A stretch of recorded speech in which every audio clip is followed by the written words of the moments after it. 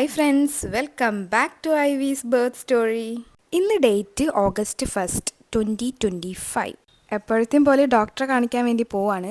അപ്പോൾ കാണിച്ച് കഴിഞ്ഞിട്ടുള്ള വിശേഷങ്ങളൊക്കെ ഒന്ന് കണ്ടു നോക്കൂ കേട്ടോ. ഹായ് ഫ്രണ്ട്സ്, ഇന്നത്തെ വീഡിയോ ഈ ഒരു ക്ലിപ്പ് എടുക്കുന്നത് August 4th ഞാൻ ഈ ഒരു ക്ലിപ്പ് എടുക്കുന്നത്.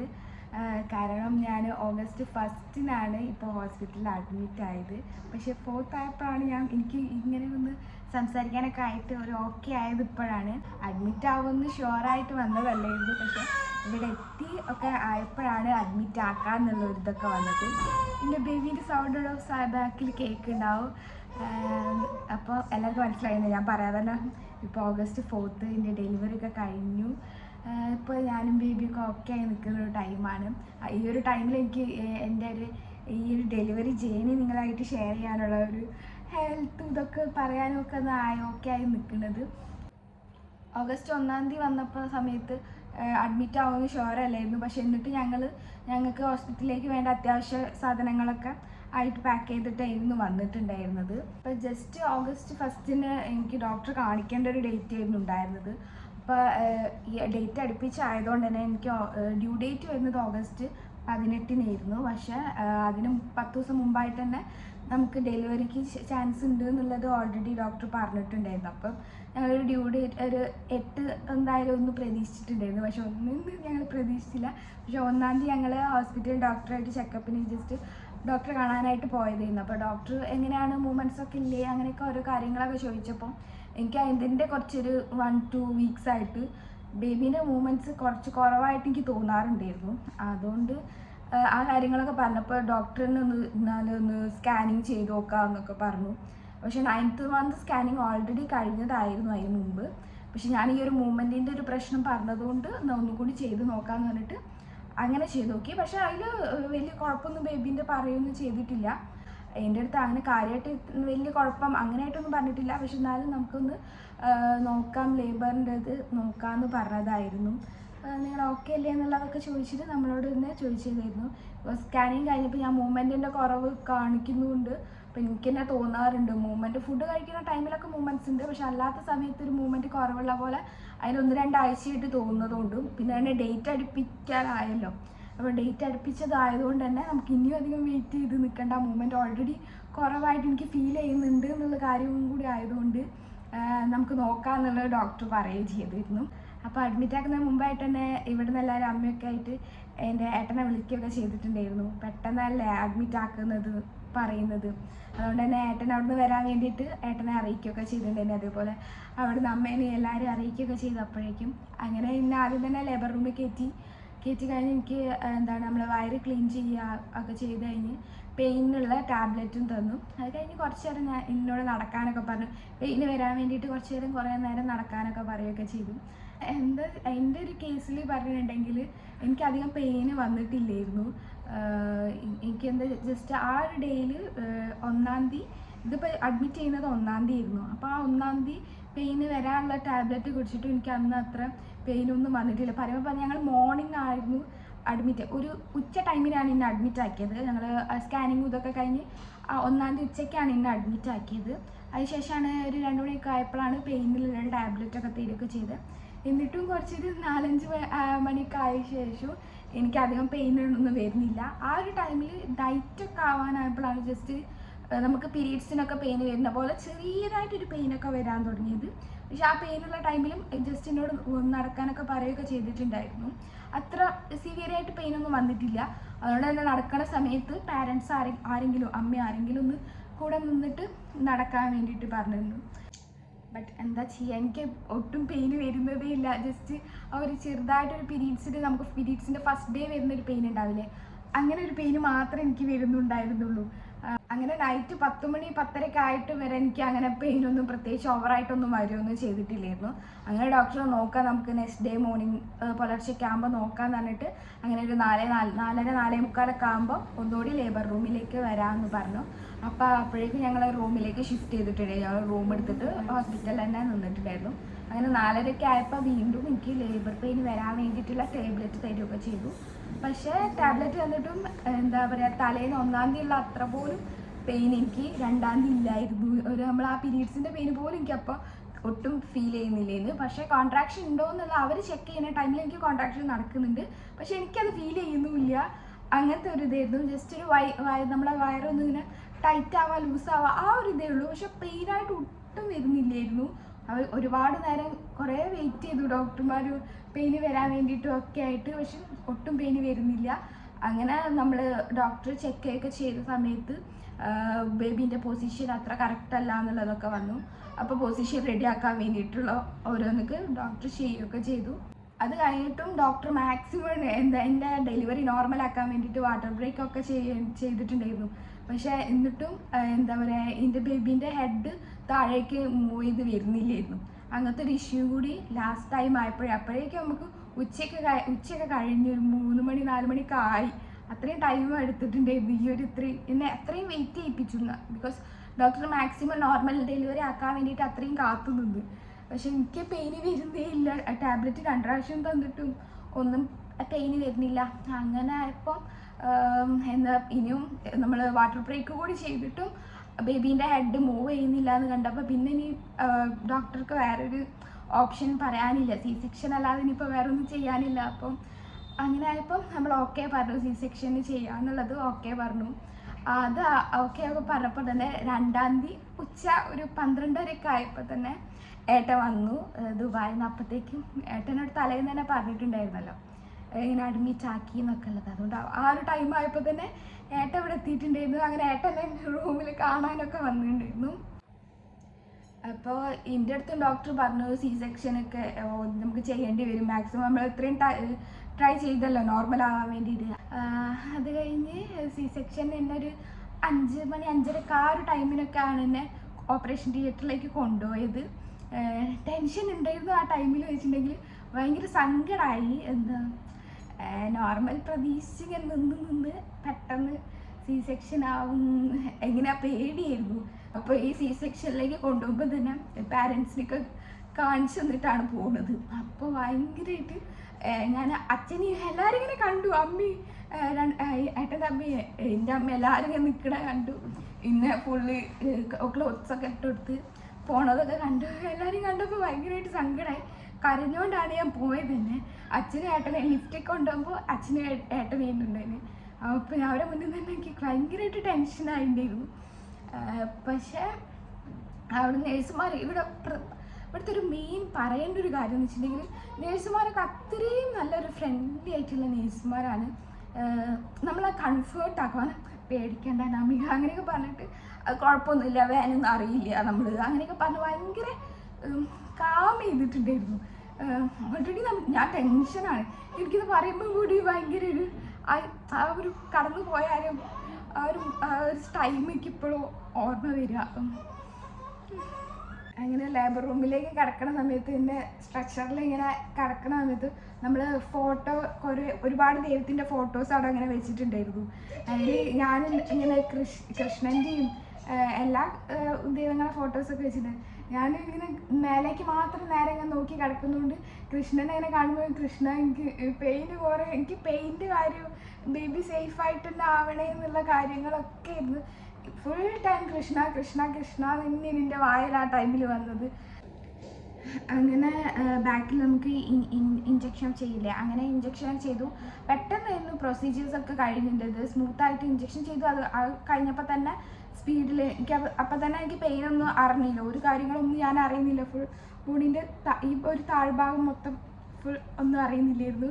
പെട്ടെന്ന് തന്നെ ഡോക്ടേഴ്സൊക്കെ വന്നു.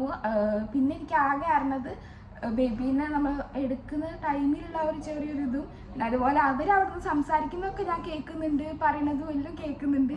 ആ ഒരു ഇത് മാത്രമേ ഉണ്ടായിരുന്നുള്ളൂ. പെട്ടെന്ന് തന്നെ എടുത്തു. അത് കഴിഞ്ഞ് എൻ്റെ അടുത്ത് എൻ്റെ ഡോക്ടറുടെ പേര് ഡോക്ടർ സന്ധ്യ എന്നാണ്. അപ്പം സന്ധ്യ ഡോക്ടർ അനാമിക ആൺകുട്ടിയാണ് കേട്ടോ എന്നുള്ളൊരു വേർഡാണ് പറഞ്ഞത്. അതാണ് ഞാൻ പിന്നെ കേൾക്കുന്നത്. എനിക്ക് എന്താണ് ആ ടൈമിൽ എന്നുള്ളത് തോന്നിയത് എന്നുള്ളത് എനിക്കിപ്പോഴത് പറയാൻ പറ്റില്ല ശരിക്കും. നമുക്ക് എന്ത് കുട്ടിയാണെങ്കിലും ഓക്കെയാണ്, പെൺകുട്ടിയാണെങ്കിലും ആൺകുട്ടിയാണെങ്കിലും ഒക്കെ ഓക്കെയാണ്. സേഫായി കിട്ടണമെന്നേ നമ്മൾ പ്രാർത്ഥിക്കുന്നുള്ളൂ. അപ്പോൾ ഡോക്ടർ സന്ധ്യ മാഡം പറഞ്ഞു അനാമിക ആൺകുട്ടിയാണ് കേട്ടോ എന്ന് ഉള്ള ആ ഒരു ഇത് കേട്ടപ്പോൾ ഫുൾ നമ്മൾ തുണി കൊണ്ട് ഫുൾ കവർ ചെയ്തത്. എനിക്ക് ഒന്നും കാണാൻ പറ്റില്ല, ജസ്റ്റ് കേൾക്കാൻ മാത്രമേ കഴിയുന്നുള്ളൂ. അപ്പോൾ ആ ഒരു വോയിസ് കേട്ടപ്പോൾ തന്നെ എൻ്റെ കണ്ണ് ഫുൾ നിറഞ്ഞു. പെട്ടെന്ന് കരച്ചിൽ, സന്തോഷം കൊണ്ടുള്ള ഒരു കരച്ചിൽ വന്നപ്പോൾ ആ സെയിം ടൈമിലായിപ്പോയി ഇതാ ബേബീനെ പറഞ്ഞിട്ട് ഇങ്ങനെ പൊന്തിച്ച് കാണിച്ചത്. പക്ഷെ അപ്പം എനിക്ക് കണ്ണിൽ വെള്ളം നിറഞ്ഞിട്ട് ക്ലിയർ ആയിട്ടൊന്നും കാണാനും പറ്റിയില്ല. അതിന് സത്യം പറഞ്ഞാൽ ഉണ്ടായത് ആ ഒരു ടൈമിൽ നടന്നൊരു ഒരു മൂമെൻറ്റ്സ് പറഞ്ഞാൽ ഒരു ഹാപ്പി ആയിട്ടുള്ളൊരു ടൈമായിരുന്നു അപ്പം ഉണ്ടായിരുന്നത്. നമ്മളെ എന്താ പറയുക, എൻ്റെ ഒരാഗ്രഹം കൃഷ്ണൻ അതേപോലെ ഒരു സാധിച്ചെന്നു എന്നുള്ളത് പറയാം. ബേബീനെ ഇങ്ങനെ പൊന്തിച്ചിങ്ങനെ കാണിച്ചെന്നു. അപ്പം തന്നെ ബേബീനൊരു ടക്ക് ടക്ക് എന്ന് പറഞ്ഞ ഒരു അടി കൊടുക്കുന്ന സൗണ്ടാണ് ഞാൻ കേട്ടത്. ബിക്കോസ് ഒന്നും കാണാൻ കഴിയില്ലല്ലോ, പൂട്ടിയിട്ടുണ്ട്. ഒരു അടി കൊടുത്തതിന് ശേഷമാണ് ബേബി കരഞ്ഞത്. കരയാൻ വേണ്ടിയിട്ട് 2 അടി കിട്ടിക്കൊണ്ടാണ് എൻ്റെ കുഞ്ഞാവ വന്നത് പുറത്തേക്ക്. അപ്പോൾ കരച്ചിലും കേട്ടു. അപ്പോൾ ഭയങ്കര ഒരു ഇമോഷണലായി. അപ്പം തന്നെ അവർ കൊണ്ടുപോയി റൂമിൽ നിന്ന്, ഓപ്പറേഷൻ തിയേറ്ററിൽ നിന്ന് ബേബിനെ കൊണ്ടുപോയി. പിന്നെ സൗണ്ട് കേൾക്കുന്നുണ്ടായിരുന്നു. പിന്നെ കുറച്ച് കഴിഞ്ഞ്, പക്ഷേ ഈ ഒരു ടൈമിൽ വല്ലാണ്ട് ഷിവർ ചെയ്യുന്നുണ്ടായിരുന്നു ഞാൻ. എന്താ അറിയില്ല, ഭയങ്കരമായിട്ട് ഇങ്ങനെ ഒന്നും വല്ലാണ്ട് ഷിവറിങ് ഓവറായിട്ട് വന്നിട്ടുണ്ടായിരുന്നു. അപ്പോൾ അതുപോലെ പെട്ടെന്ന് എനിക്കിവിടെ ഒരു പെയിന് പോലെ എന്തോ, ചിലപ്പോൾ ഞാൻ ഓവറായിട്ട് ടെൻഷൻ അടിച്ച് കയറിയതാണ്. അതുകൊണ്ടായിരിക്കും ചിലപ്പോൾ ഒരു നെഞ്ചിനൊരു വേന പോലെ വന്നത്. അപ്പോൾ അവരൊക്കെ ഇങ്ങനെ ഒഴിഞ്ഞൊക്കെ തരും, അങ്ങനെയൊക്കെ ചെയ്തൊക്കെ തന്നു. പക്ഷേ ഷിവറിങ് ഒട്ടും മാറിയില്ല. ഷിവറിങ് ബേബീനെ കൊണ്ടുപോയി, ബേബീനെ എൻ്റെ പാരൻസ് എല്ലാവർക്കും കാണിച്ചു കൊടുക്കുന്നത് കഴിഞ്ഞിട്ട് ഒന്നും ഷിവറിങ് മാറിയില്ല. ഇതത് കഴിഞ്ഞ് എന്നെ ICUയിലേക്കായിരുന്നു കയറ്റിനെ. ICUയിലെത്തി കുറച്ച് കഴിഞ്ഞ വരെ എനിക്ക് നല്ല പോലെ ഷിവറിങ് ഉണ്ടായിരുന്നു. അങ്ങനെ അന്നത്തെ ഒരു ഡേ ഫുൾ ICUയിലായിരുന്നു കിടക്കേണ്ടത്. അപ്പോൾ ഒരു 2 hours കഴിഞ്ഞപ്പോൾ ബേബിക്ക് ഫീഡ് ചെയ്യണമെന്ന് പറഞ്ഞിട്ട് എൻ്റെ അമ്മ ഭാവിനെയും കൊണ്ട് വന്നിട്ടുണ്ടായിരുന്നു. ആ ടൈമിലാണ് ഞാൻ സത്യം പറഞ്ഞാൽ ക്ലിയർ ആയിട്ട് ഒന്നും കൂടി കണ്ടത്. കാരണം ഫസ്റ്റ് ടൈം എനിക്ക് കണ്ണിൽ ഫുൾ വെള്ളമൊക്കെ നിറഞ്ഞ് ബേബീനെ എത്ര ക്ലിയർ അല്ലായിരുന്നു. അതുകൊണ്ട് ആ ടൈമിൽ നല്ലപോലെ കാണുകയൊക്കെ ചെയ്തു അവനെ. ഞങ്ങൾ പേരൊക്കെ ഓൾറെഡി ഞാനും ഏട്ടന് ഡിസൈഡ് ചെയ്ത് വെച്ചിട്ടുണ്ടായിരുന്നു, ബോയ്ക്കും ഗേളിനും അതുപോലെ. അപ്പോൾ അതൊക്കെ ഏട്ടൻ തന്നെ എഴുതി കൊടുത്തു. അതിൽ ഞാൻ ആഗ്രഹിച്ച പോലെ തന്നെ ഏട്ടൻ തന്നെ എന്തോ ഭാഗ്യത്തിന് അവിടുന്ന് ആ ടൈമിന് തന്നെ വരാനും കഴിഞ്ഞു. ഏട്ടൻ്റെ കാര്യങ്ങൾ, ഈ സംഭവങ്ങളൊക്കെ ഏട്ടൻ തന്നെ ഒറ്റയ്ക്ക് ചെയ്യാൻ. അതുപോലെ ഏട്ടനാണ് ഫസ്റ്റ് ടൈം ബേബീനെ എടുക്കുന്നത്. ഏട്ടൻ്റെ ജൂനിയർ ഷിജിൻ ദാസിനെ ഏട്ടൻ തന്നെ ബേബീനെ എടുക്കുകയൊക്കെ ചെയ്തത്. എല്ലാ ഫാമിലീനെയൊക്കെ കണ്ട് പിന്നെയാണ് പറയുന്നത്, ബാബ വന്നപ്പോൾ എല്ലാവരും നല്ലപോലെ നോക്കി നിൽക്കാൻ, എല്ലാവരും കണ്ണ് തുറന്ന് ഫുൾ ഫാമിലി മേറ്റ്സ് ഒക്കെ ഇതാരാണ് പുറത്തുള്ളത് എന്നൊക്കെ മൊത്തം നോക്കിക്കൊണ്ട് ഇനി മൂപ്പർ നിന്നുണ്ടായിരുന്നു. എന്തായാലും അങ്ങനെ ഒരു അടിപൊളി നല്ലൊരു മൂമെൻ്റ് ആയിരുന്നു അത്.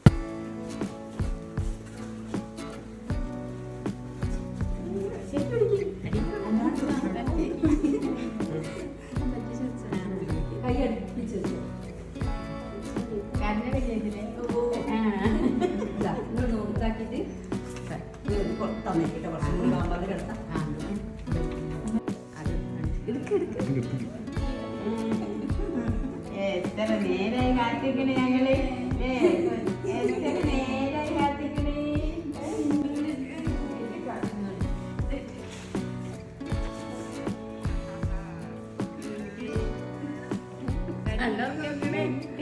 അവിടെ രാത്രി ചെയ്തോ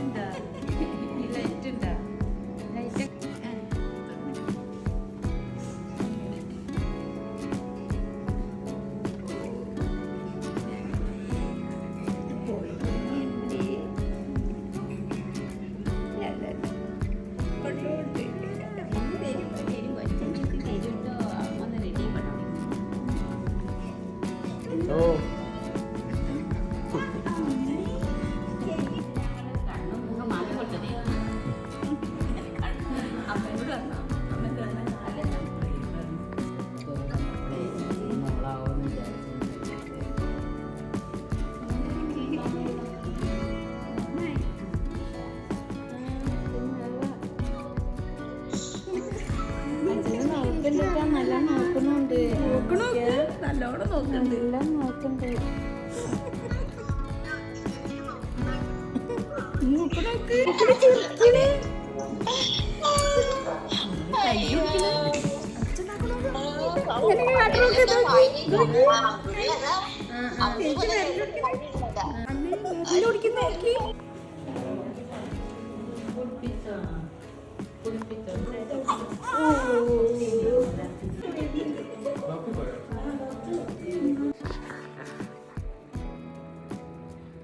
അങ്ങനെ ബേബീൻ്റെ പേര് ഞങ്ങൾ ഓൾറെഡി ഫിക്സ് ചെയ്തിട്ടുണ്ടായിരുന്നു. അപ്പോൾ ഐവിൻ ആൻഷ് എന്നാണ് പേരിട്ടത്. ഐവിൻ്റെ മീനിങ് എന്ന് പറഞ്ഞത് സുഹൃത്തുക്കൾക്കും പ്രിയപ്പെട്ടവരുടെയും ഒപ്പം ഉണ്ടാവുന്നവെന്നാണ്. ആൻഷ് എന്നുള്ളത് വരാൻ കാരണം ഒന്നെങ്കിൽ ഐവിൻ ഷിജിൻ ആയിരിക്കും ഇടുക, അല്ല അച്ഛൻ്റെ പേരായിട്ടിരിക്കും ഇടുണ്ടാവും അധികം. അപ്പോൾ അച്ഛൻ്റെ മാത്രം പേരില്ലല്ലോ, അമ്മേൻ്റെ അച്ഛൻ്റെയും പേരിയല്ലേ. അതുകൊണ്ട് അമ്മേൻ്റെ പേരിൻ്റെ ഫസ്റ്റ് ലെറ്ററും അച്ഛൻ്റെ പേരിൻ്റെ ഫസ്റ്റ് ലെറ്ററും കൂടി കൂട്ടിയിട്ട്, അതായത് എൻ്റെ പേരിൻ്റെ AN, ഷിജിൻ്റെ SH, അതാണ് ആൻഷ് എന്നുള്ള പേര് വന്നത് ലാസ്റ്റിൽ. അപ്പോൾ ഞങ്ങൾ രണ്ടാളെയും കൂടി പേരിൻ്റെ വെച്ചിട്ട് ഇട്ടതാണ്. ആൻഷിൻ്റെ മീനിങ് എന്ന് പറഞ്ഞിട്ടുണ്ടെങ്കിൽ ഒരു ഭാഗം, ഒരു അംശം, ഒരു കഷ്ണം, അങ്ങനെയൊക്കെയാണ് അതിൻ്റെ മീനിങ് വരുന്നത്. അപ്പോൾ ഇന്ത്യയായിട്ടിൻ്റെ ഒരു കുഞ്ഞ് അംശമാണല്ലോ ഞങ്ങളെ ബേബി.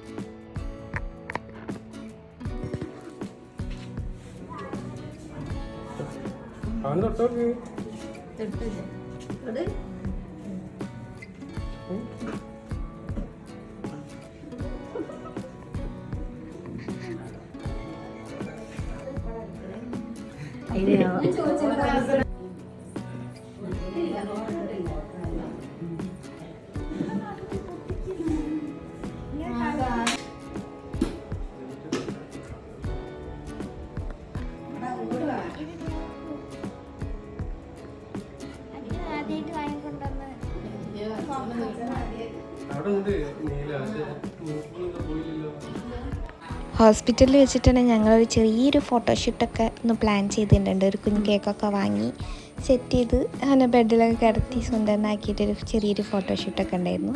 പിന്നൊക്കെ കേക്കൊക്കെ കട്ടൊക്കെ ചെയ്ത് അവിടെ അടുത്തുള്ള നേഴ്സിനും അവിടെ അടുത്തുള്ള റൂമിലുള്ള എല്ലാവർക്കൊക്കെ കൊടുക്കുകയൊക്കെ ചെയ്തു.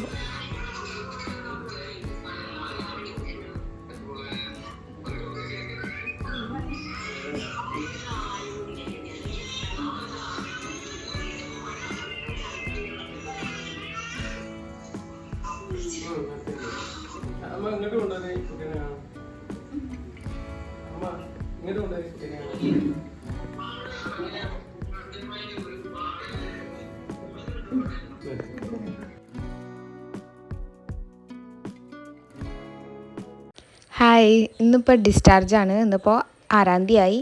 ഇന്നിപ്പോൾ ഞങ്ങൾ ലഗേജ് എല്ലാം ഞങ്ങളുടെ സാധനങ്ങളൊക്കെ ഇവിടുന്ന് പാക്ക് ചെയ്ത് തിരിച്ച് വീട്ടിലേക്ക് പോവുകയാണ്.